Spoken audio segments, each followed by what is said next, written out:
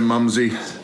We got Jonathan over there, and he's here for a little bit. It's his birthday. Well, yesterday was his birthday. Right. We had some food, and so thought, let's take advantage of the fact that we've got extra muscle here. Yeah, no Try to get some hay. Yeah. Out to the frozen animals.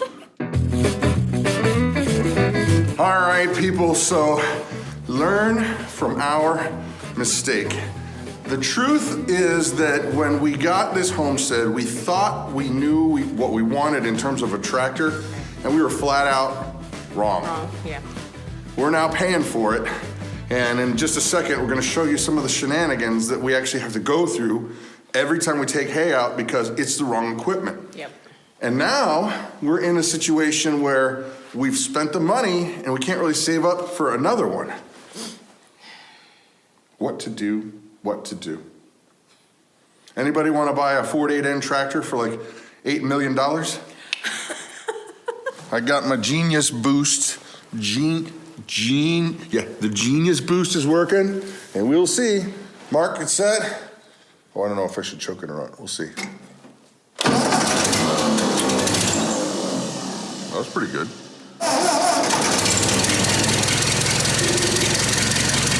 Not too shabby. I love this thing. Gotta let her warm up. Just like my lovely lady. She doesn't want to work right away. You gotta be nice and warm her up. You guys gotta get out of the way. I know you want that hay, but we gotta get it into you first. This is kind of a funny thing I think you'll enjoy. When it gets really cold out, you don't want to take your gloves off, but the phones, you have to touch the phones, and I don't have the gloves that do the touchy thing. I figured out you can use your nose to switch things on and off like this. We figured out that even though those bales are really too heavy to go forward, you can go backwards with them. Keep her moving! Keep her moving! Go forward a little bit.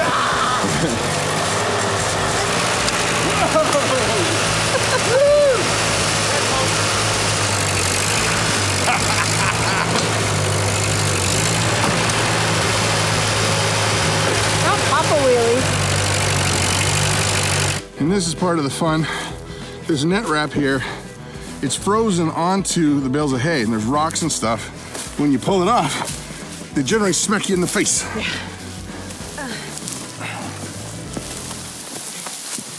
Beefy, beefy, beefy. Step in the fresh. Hey there. Got you some new vittles. Hope you enjoy the buffet. See ya.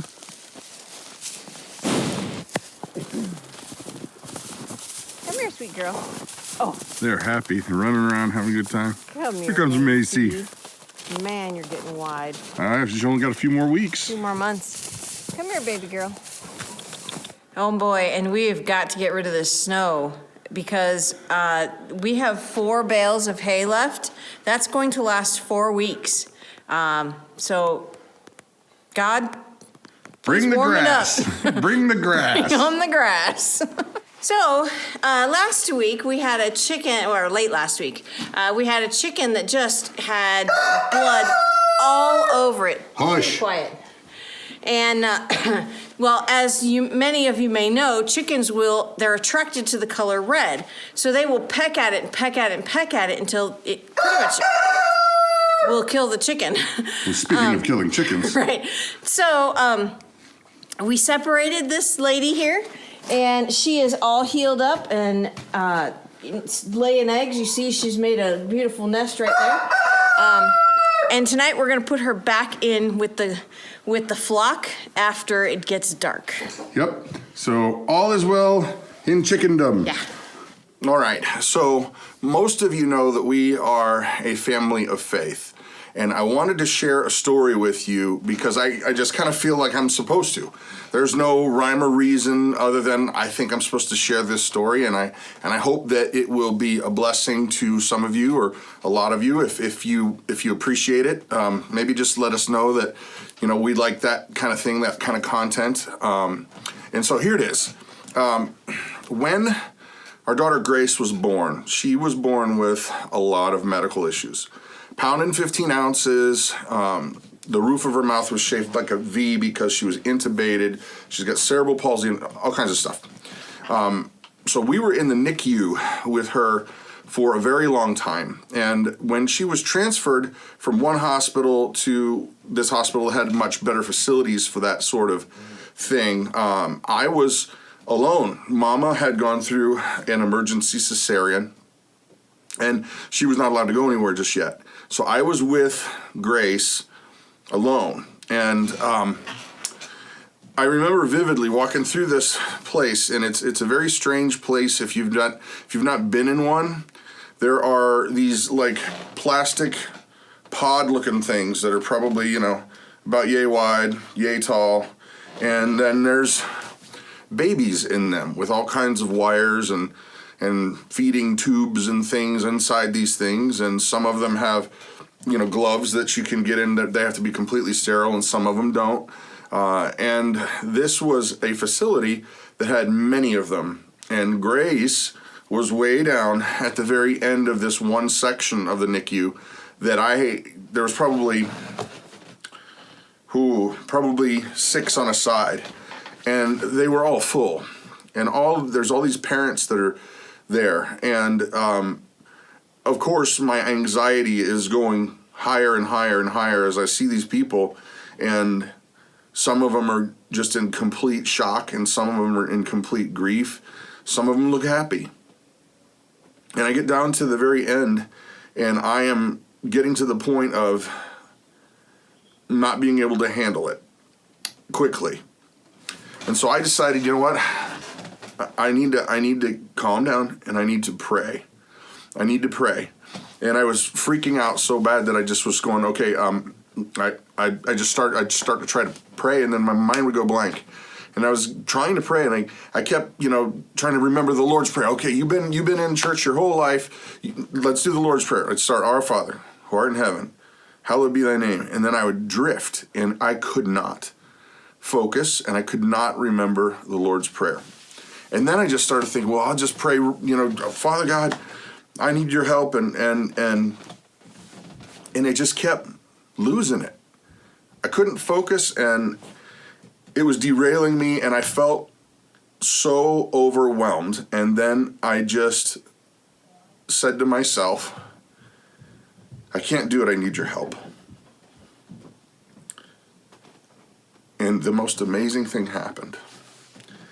It was just like some warm thing washed over me and enveloped me, and I felt an unexplainable peace that it was kind of like, the best way I can describe it is just the knowledge and knowing that even if things are rough, I've got you. And I felt peace. It didn't change my situation, but I felt peace in the oddest way. And fortunately for us, I mean, Grace, she made it.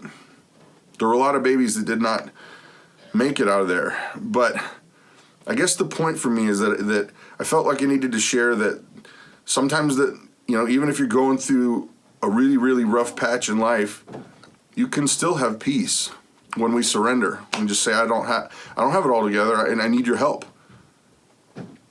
So hopefully that's useful to some of you guys out there. All right, back to the video. Miss Hope, what exactly are you working on here? I'm making a modern fossil. A modern fossil? Yeah, look. What you got here? What is this? It's a dinosaur. Oh, this is the plaster of Paris that we bought. Yeah. So the goal is to do what? You're going to stick that thing in there, and then what? It's supposed to dry in 15 to 20 minutes, and then you can paint it to make it look like that. So, okay, so you'll pull the dinosaur out, or does it stay in there? You pull the foil off of it. Oh, so I see. You're making a fossilized fossil of fossils. And I am so excited. I got material. $3 a yard. I'm gonna make some skirts. Let's see what you got there, baby. I got this red print, a gray print, and a green print. Which one are you going to start with? I don't know. I think the green. Green? Yes. There will be many people who are green with envy of your skirt. Funny. Alrighty guys, that's the video for the day. Hope you enjoyed it. Hope you like and subscribe. It truly does help our family out. I'm Brad, and you guys have an amazing and blessed day.